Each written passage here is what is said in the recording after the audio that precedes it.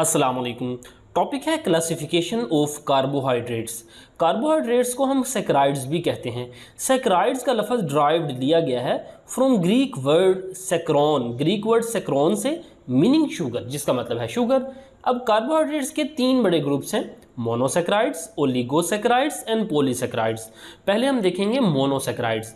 Mono से मुराद है एक, सिंगल, और सैकराइड्स यानी सैकरॉन से मुराद है शुगर यानी एक शुगर। अब इसकी करेक्टर्स हम देखते हैं। दीज आर सिंपल शुगर, ये सादा तरीन शुगर हैं। स्वीट इन टेस्ट, इनका जायका मीठा होता है।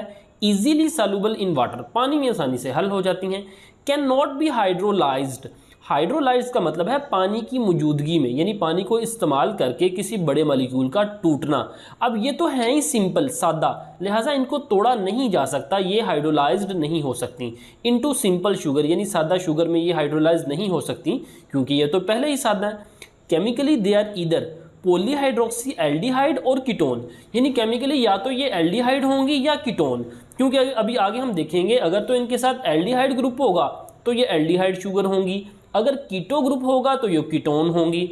All carbon atom in the monosaccharide except one have hydroxyl group, यानी मोनोसैकराइड में जितने भी कार्बन एटम हैं सब के साथ हाइड्रोक्सल ग्रुप होगा, एक्सेप्ट वन, एक की बजाय। मसलन यहाँ पे देखें, ये 3 कार्बन वाला कार्बोहाइड्रेट आपको दिखाया गया है। इस कार्बन के साथ भी हाइड्रोक्सल ग्रुप है, इस कार्बन के साथ भी हाइड्रोक्सल ग्रुप है, इस कार्बन के साथ नहीं है। यहाँ पे भी देखें, इस कार्बन के साथ भी हाइड्रोक्सल ग्रुप है और इस कार्बन के साथ भी हाइड्रोक्सल ग्रुप है। अब वो जो एक जिसके साथ हाइड्रोक्सल ग्रुप नहीं है, वो कह रहा है रिमेनिंग कार्बन एटम इधर be the part of aldehyde और कीटो ग्रुप। वह जो बाकी जो कार्बन एक बच गया जिसके साथ हाइड्रोक्सल ग्रुप नहीं है, वो या तो एल्डिहाइड का हिस्सा होगा या कीटो ग्रुप का। जैसा कि यहाँ पे देखें, ये एल्डिहाइड का हिस्सा है कार्बन और यहाँ पे ये कीटो ग्रुप का हिस्सा है। आगे हम देखते हैं एल्डो शुगर और कीटो शुगर में क्या फ़र्क है। अब वो कह रहा है Aldo sugar, sugar with the aldehyde group. ऐसी शुगर यानी ऐसा कार्बोहाइड्रेट जिसमें एल्डिहाइड ग्रुप होगा तो उसको हम एल्डो शुगर कहेंगे, अगर तो कीटो ग्रुप होगा तो कीटो शुगर कहेंगे। अब एल्डिहाइड ग्रुप क्या है? Aldehyde functional group. ये जो ग्रुप आपको नजर आ रहा है ये एल्डिहाइड का फंक्शनल ग्रुप है, जिसमें कार्बन के एक तरफ हाइड्रोजन और एक तरफ डबल बॉन्ड के साथ ऑक्सीजन और इस तरफ कार्बन एटम की चेन अटैच होगी। अब ये ग्रुप जिस भी कार्बन एटम की चेन के साथ अटैच होगा वो एल्डिहाइड शुगर कहलाएगी। मसलन यहाँ पे देखें, इस कार्बन की चेन के साथ ये आपको एल्डो ग्रुप नजर आ रहा है, लिहाजा ये एल्डिहाइड फॉर्म का ये जो शुगर है ये एल्डिहाइड फॉर्म है। दूसरी तरफ देखें कीटो शुगर, उसको कहते हैं sugar with the keto group, जिसके साथ कीटो ग्रुप अटैच हो जाएगा। अब कीटोनिक ग्रुप क्या है? ये जो ग्रुप आपको नजर आ रहा है ये कीटोनिक ग्रुप है, जिसमें कार्बन के साथ डबल बॉन्ड के साथ ऑक्सीजन है, इस तरफ भी कार्बन एटम और इस तरफ भी कार्बन एटम अटैच होता है। यही वजह है कि कीटोनिक ग्रुप का जो कार्बन है वो उसकी लोकेशन कार्बन नंबर 2 पे होगी। जैसा कि यहाँ पे देखें, एल्डिहाइड की लोकेशन कार्बन नंबर 1 पे है और इसकी लोकेशन 2 पे है, क्योंकि इस तरफ भी इसके कार्बन ने अटैच होना होता है और इस तरफ भी कार्बन ने अटैच होना होता है। तो लिहाजा अब इस कीटो ग्रुप की वजह से ये जो आपको शुगर नजर आ रही है ये कीटो शुगर कहलाएगी। अब देखें, ये 2 मॉलिक्यूल, यहाँ पे भी कार्बन एटम की तादाद 3 है और यहाँ पे भी कार्बन एटम की तादाद 3 है। 3 कार्बन शुगर, ये दोनों 3 कार्बन शुगर है और दोनों का मॉलिक्यूलर फार्मूला भी सेम है, C3H6O3। तो फर्क कहाँ पे आ रहा है? एक के साथ एल्डिहाइड ग्रुप अटैच है और एक के साथ कीटो ग्रुप अटैच है। दोनों का मॉलिक्यूलर फार्मूला सेम होने के बावजूद इनके फंक्शनल ग्रुप डिफरेंट होने की वजह से इनके नाम मुख्तलिफ हैं। मसलन ये ग्लाइसर एल्डिहाइड है और ये डाईहाइड्रोक्सी एसीटोन है।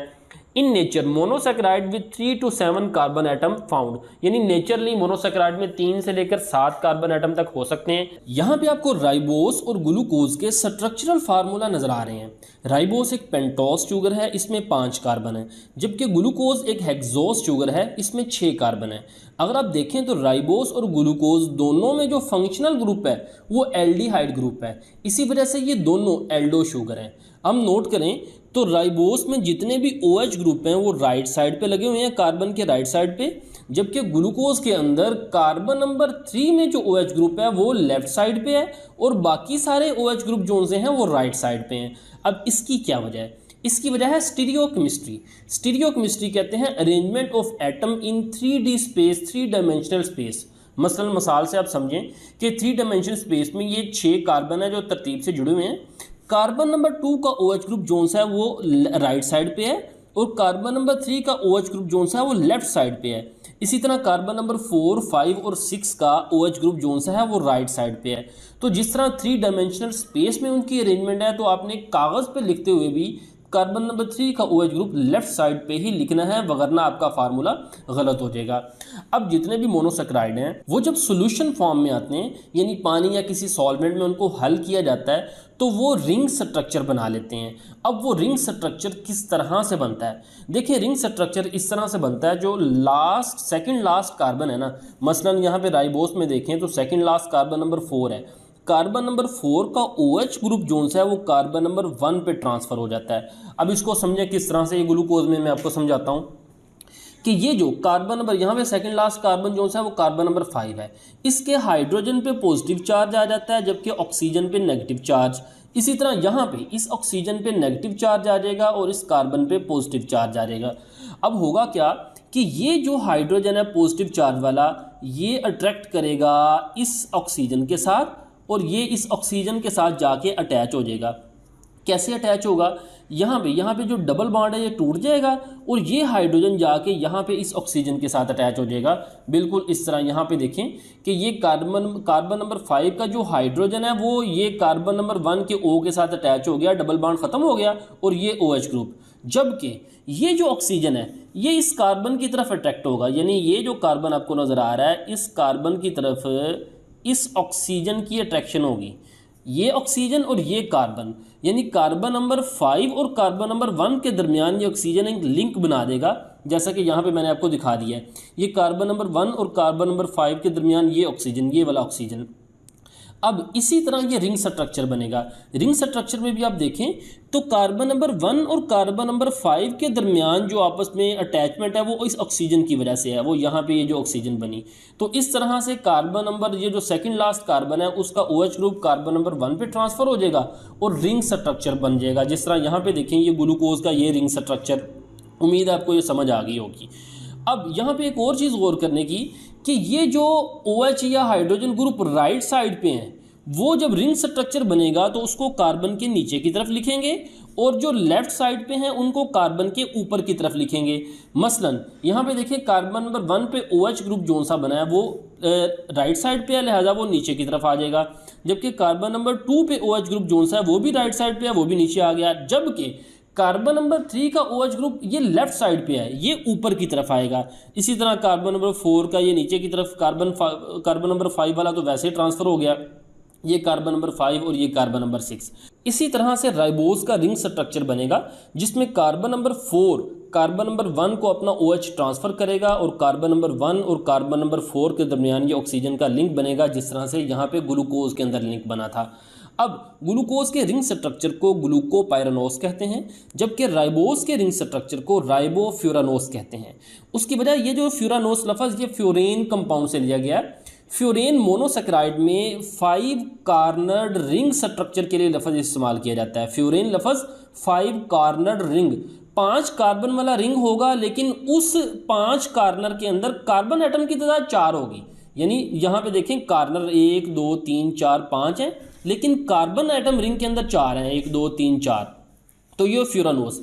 जबकि पायरानोस लफ्ज़ पायरीन लफ्ज़ से लिया गया है। पायरीन 6 कार्नर रिंग के लिए इस्तेमाल किया जाता है। रिंग कॉर्नर तो 6 होंगे लेकिन कार्बन एटम 5 होंगे, 1 2 3 4 5। 6वां कार्बन जो है वो रिंग से बाहर होगा, जैसा कि यहाँ पे देखें ये रिंग से बाहर है 6वां कार्बन। तो ये ग्लूकोपाइरानोस। अब इसको डी ग्लूकोज कहते हैं और इसको डी राइबोस कहते हैं। अब इसका क्या मतलब है, इसको हम एक मिसाल से समझते हैं। यहाँ पे देखें ये डी ग्लूकोज है और ये एल ग्लूकोज है। अब डी और एल में क्या फ़र्क है? डी से मुराद है डेक्स्ट्रा रोटेटरी और एल से मुराद है लिवो रोटेटरी। ये एक दूसरे के एनेंटोमर्स हैं। एनेंटोमर्स कहते हैं ये एक दूसरे के मिरर इमेज हैं, यानी अगर एक इस तरह से है तो दूसरा इसके इस तरह से, यानी मिरर हैं एक दूसरे के। जैसा कि कार्बन नंबर 2 पे OH ग्रुप राइट साइड पे है, जबकि यहाँ पे OH ग्रुप लेफ्ट साइड पे है। इसी तरह कार्बन नंबर 3 पे OH ग्रुप लेफ्ट साइड पे है और इसका कार्बन नंबर 3 पे OH ग्रुप राइट साइड पे है। तो ये एक दूसरे के मिरर इमेज हैं। अब डेक्स्ट्रा का मतलब है क्लॉकवाइज, यानी राइट साइड, क्योंकि डी ग्लूकोज क्या करता है, ये प्लेन ऑफ पोलराइज्ड लाइट को क्लॉकवाइज रोटेट करता है, यानी राइट साइड पे रोटेट करता है, जबकि लिवो का मतलब है लेफ्ट साइड, एंटी क्लॉकवाइज।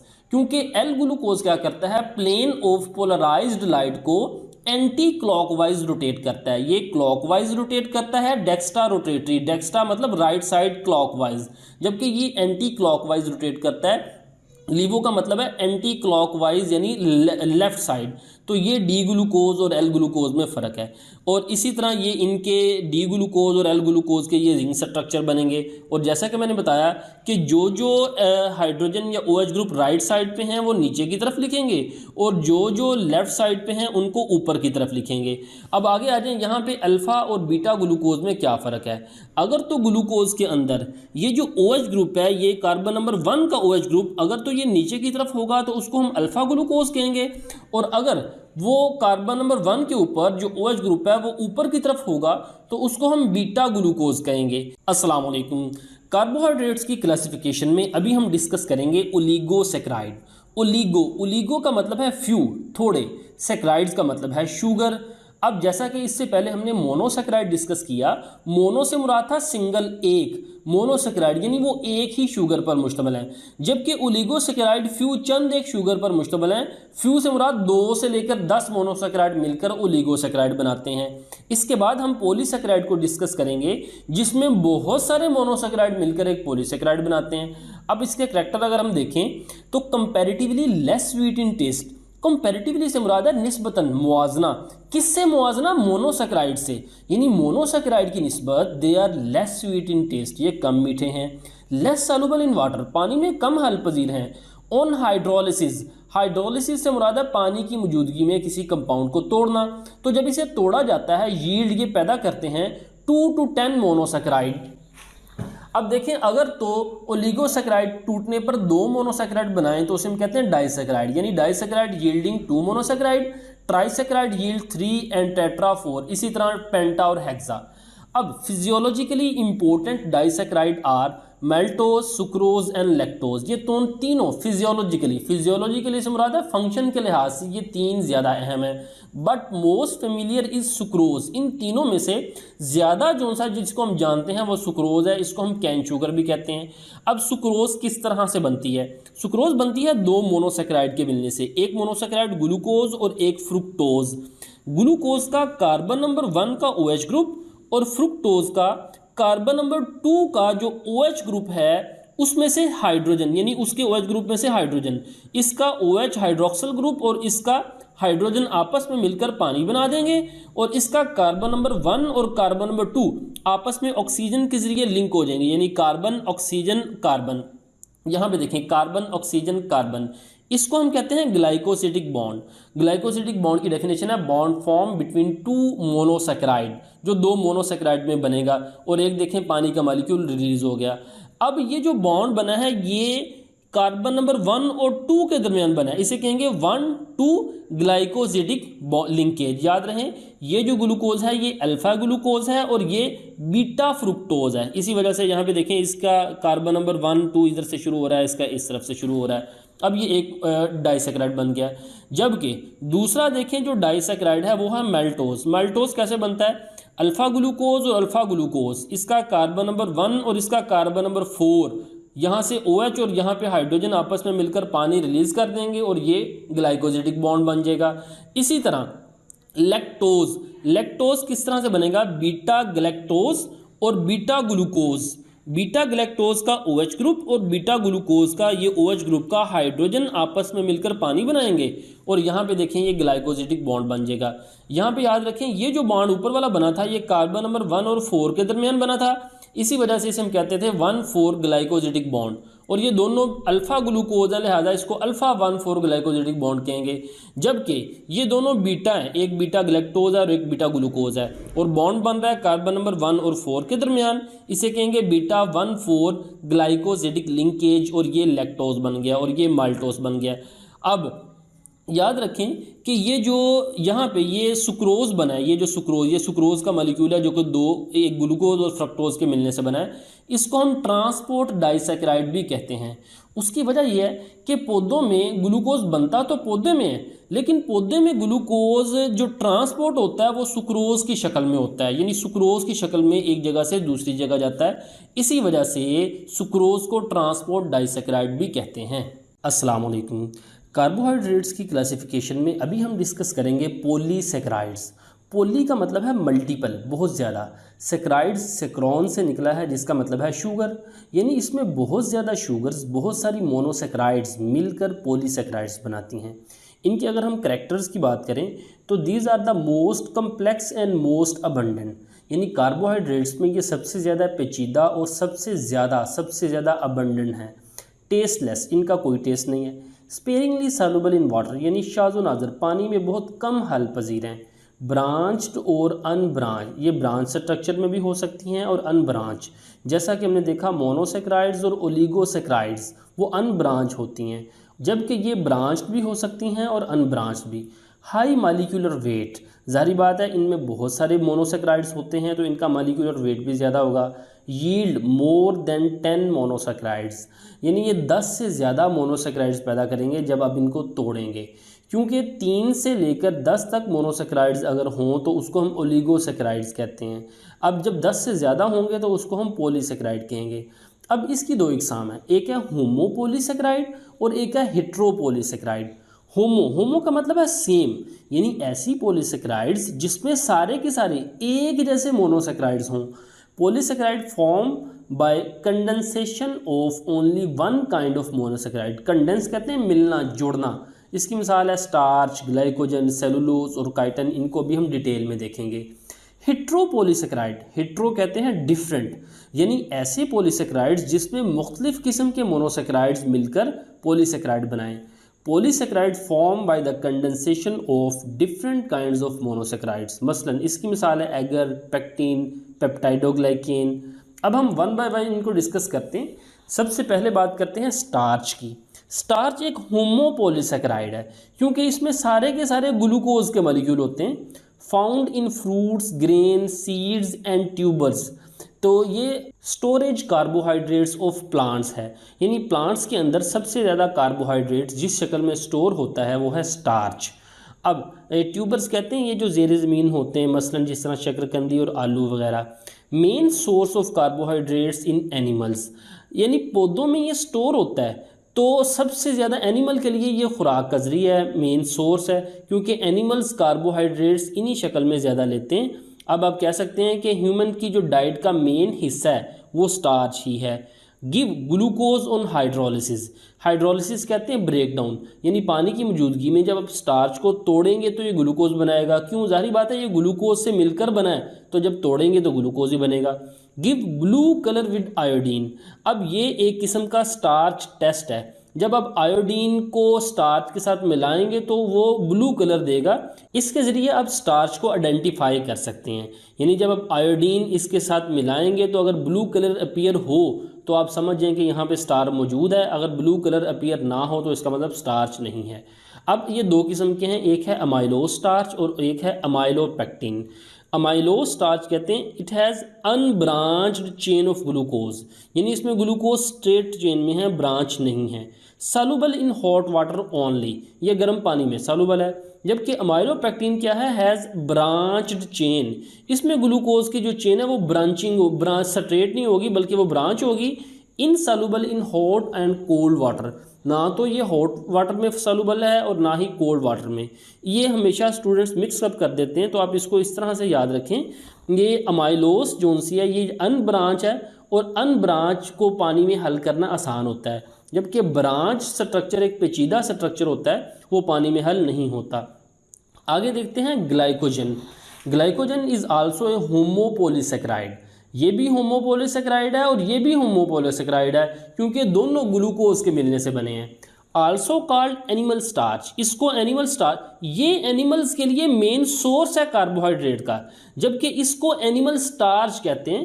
क्यों? क्योंकि chief storage compound of animal, क्योंकि एनिमल के अंदर सबसे ज़्यादा जो अब कार्बोहाइड्रेट स्टोर होती है वो ग्लाइकोजन की शक्ल में होती है, mainly stored in liver and muscle, यानी जिगर के अंदर और मसल्स के अंदर सबसे ज़्यादा ग्लाइकोजन स्टोर होती है। Found in all animal cell, animal cell यानी सेल के अंदर ग्लाइकोजन ज़रूर मौजूद होती है। इनसॉल्युबल इन वाटर, पानी में हल पजीर नहीं। Gives red colour with iodine, यानी आप कह लें कि आप ये ग्लाइकोजन के आइडेंटिफिकेशन का टेस्ट है, अगर तो आयोडीन मिलाएं रेड कलर अपीयर हो तो इसका मतलब वहाँ पे ग्लाइकोजन मौजूद है। आगे गिव ग्लूकोज ऑन हाइड्रोलिसिस, जिस तरह आप इसको हाइड्रोलाइज करते हैं तो ग्लूकोज बनता है, इसको भी हाइड्रोलाइज करने पे ग्लूकोज ही बनता है क्योंकि ये भी ग्लूकोज के मिलने से बनती है।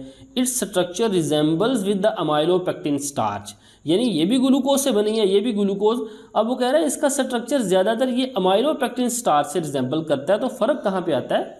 But glycogen has much more branching than amylopectin, amylopectin की निस्बत ग्लाइकोजन के अंदर जो ब्रांचिंग है यानी ब्रांचेज हैं वो बहुत ज़्यादा होती हैं, अमाइलोपेक्टिन में कम होती हैं। आगे बात करते हैं सेलुलोज की। सेलुलोज भी होमोपोलीसेकेराइड है, ये भी ग्लूकोज से मिलकर बना है, लेकिन यहाँ पे एक फ़र्क याद रखें कि स्टार्च और ग्लाइकोजन के अंदर जो ग्लूकोज है वो अल्फ़ा ग्लूकोज है, जबकि सेलुलोज जो सा है ये बीटा ग्लूकोज के मिलने से बना है। ये अल्फ़ा और बीटा में फ़र्क हम पिछले मोनोसेकेराइड वाले लेक्चर में देख चुके हैं। अब most abundant in nature on earth, यानी ज़मीन पर सबसे ज़्यादा जो मोनोसेकेराइड है वो सेलुलोज की शक्ल में है। Cotton is a pure form of cellulose, ये MCQ है, कॉटन प्योर फॉर्म है सेलुलोज की।